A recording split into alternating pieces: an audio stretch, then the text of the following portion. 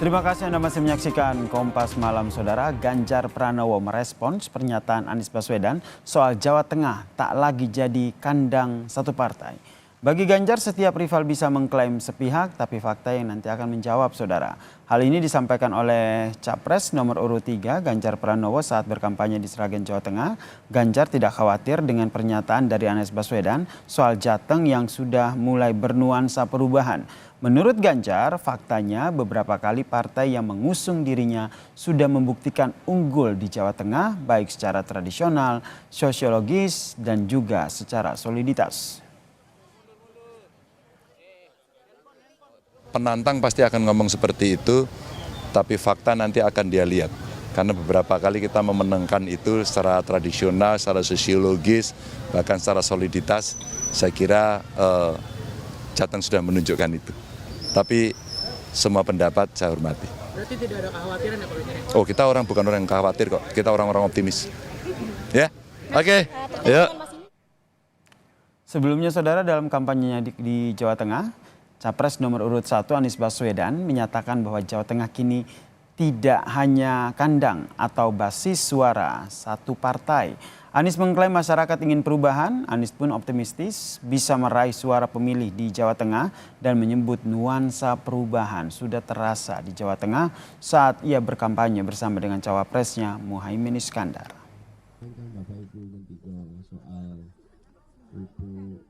Jadi kalau sekarang itu disebut kandang, itu adalah periode-periode sebelumnya. Sementara sekarang rakyat yang menginginkan perubahan itu bukan ada di 1-2 partai, ada di banyak partai. Jadi kami melihat pesan perubahan itu malah menjangkau semua. Dan kalau dilihat Jawa Tengah ini tempat yang bisa dibilang cukup bervariasi sebetulnya. Tidak hanya kandang satu partai.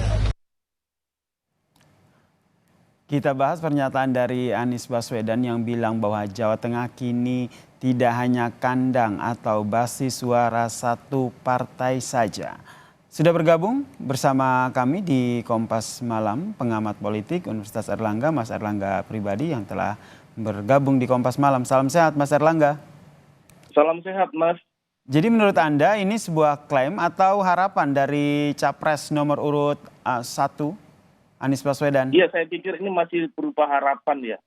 Harapan untuk membawa warna perubahan di Jawa Tengah. Tapi kalau kita melihat baik dari basis sosial, basis kultural, maupun misalnya data dari pemilu-pemilu yang ada sebelumnya, itu memang masih menunjukkan kuatnya suara Partai PDI Perjuangan sebagai basis utama di wilayah Jawa Tengah.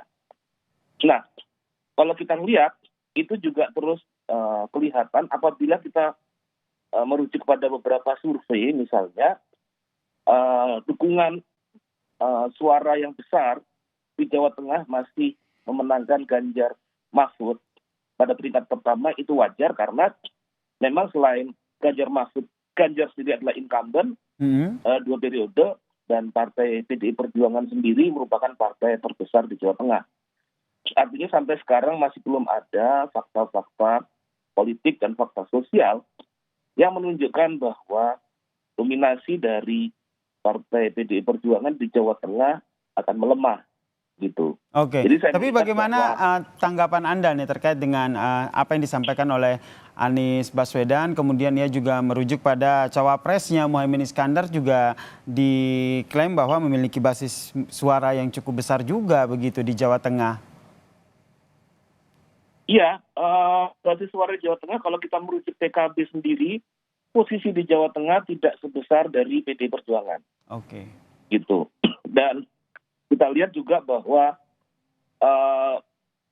dari warna dari partai-partai politik di PDI Jawa Tengah sendiri, nuansa dari PDI Perjuangan ini sangat kuat. Sehingga kalau kita melihat pada wilayah Provinsi Jawa Tengah, bahwa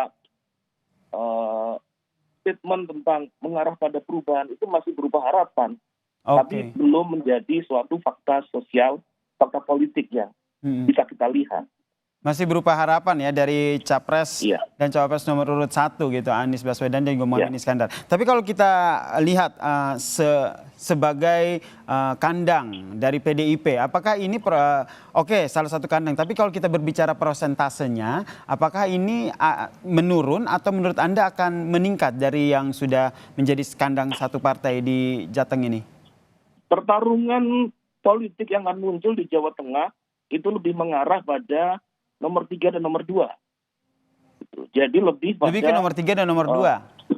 Iya betul, karena kita melihat bahwa basis politik dari Pak Jokowi sendiri dan Gibran sendiri dia memegang basis yang cukup kuat di Jawa Tengah seperti di Solo, gitu, dan di tempat-tempat yang lain. Sehingga kalau kita melihat bahwa akan terjadi pertarungan yang cukup keras di Jawa Tengah antara nomor 3 dan nomor 2. Oke, jadi menurut Anda nih perebutan suara di Jawa Tengah ini justru di nomor 2 karena di situ ada Gibran Rakabuming Raka dan juga ada Joko Widodo begitu dengan Ganjar Pranowo ya? Iya, apalagi mereka kan pada dasarnya berangkat dari satu political party ya, satu political identity. Nah, saya pikir itu nanti akan jadi pertarungan yang cukup keras dalam Pilpres 2024. Baik, terakhir Mas Erlangga, untuk melihat peta politik di Jawa Tengah ini biasanya kan kalau dalam Pilpres atau pemilu patokannya itu salah satunya adalah di wilayah Jawa Tengah ini. Nah, yang nanti akan lebih mendominasi faktor apa yang berpengaruh? Gimana Mas, yang di Jawa Tengah? Iya.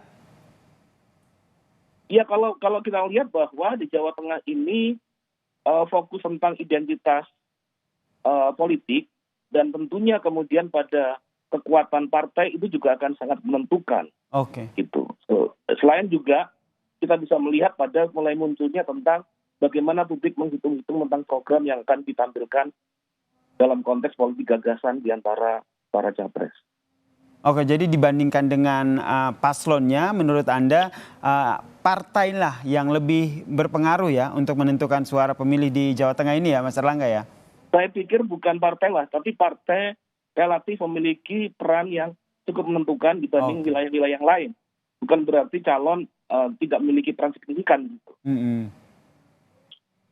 Baik, kita nantikan ya seperti apa nanti apakah klaim dari Anies tadi betul akan terrealisasi atau seperti kata Anda tadi ini hanya harapan dari Anies Baswedan, capres nomor urut 1. Terima kasih Mas Erlangga Pribadi, pengamat politik dari UNER telah bergabung bersama kami di Kompas Malam. Salam sehat Mas Erlangga. Salam sehat Mas.